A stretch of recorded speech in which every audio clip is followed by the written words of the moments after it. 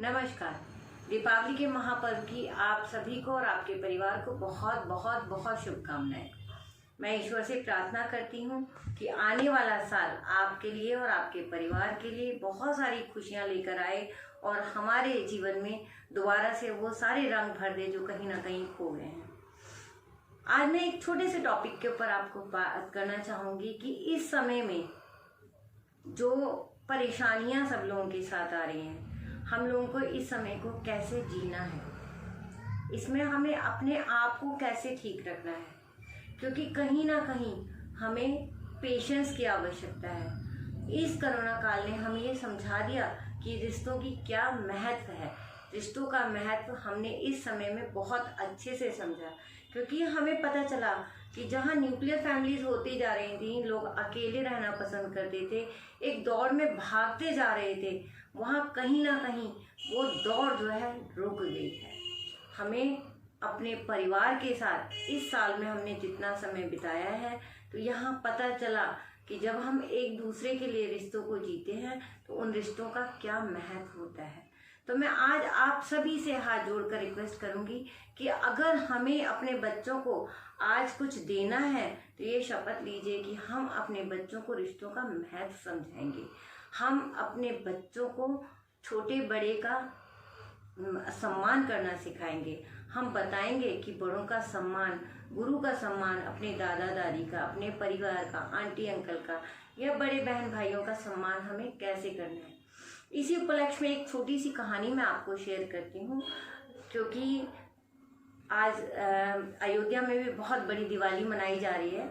तो मैं राम जी ने कैसे अपने छोटे भाई लक्ष्मण को ये ज्ञान दिया कि हमें कैसे अपने बड़ों का सम्मान करना है। जिस समय रावण अपनी अंतिम सांसें गिन रहा था, तो राम जी ने कहा कि अपने छोटे भाई लक्ष्मण से बोला कि जाओ, रावण जो है बहुत बड़ा ज्ञानी है और आप जाकर उनसे ज्ञान लेकर आओ।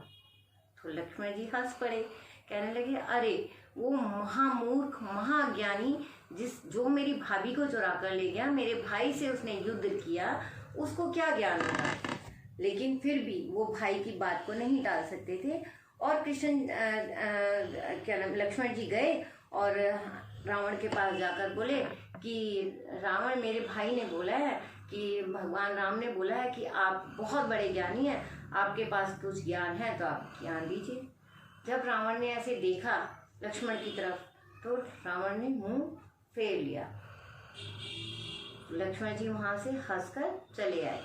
उन्होंने आके राम जी से कहा कि भैया, मैंने तो पहले ही कहा था कि वो इतना अभिमानी रावण, उसके पास क्या ज्ञान होगा। उसने आपकी बात को सुनकर हंसी में टाल दिया और उसने कोई ज्ञान नहीं दिया।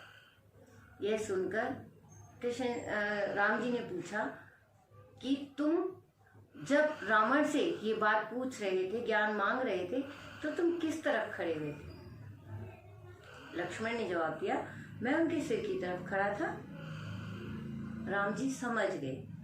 राम जी ने लक्ष्मण जी को कुछ नहीं कहा और वो खुद रावण के पास चले गए और जाकर लक्ष्मण के चरणों की तरफ, लक्ष्मण को अपने साथ लेकर गए और रावण के चरणों की तरफ खड़े होकर दोनों हाथ जोड़कर विनम्र स्वभाव से रावण को बोला कि हे महाज्ञानी रावण, आप बहुत विद्वान हैं, आपके पास बहुत ज्ञान है, कृपया अपने ज्ञान का दान मुझे दीजिए।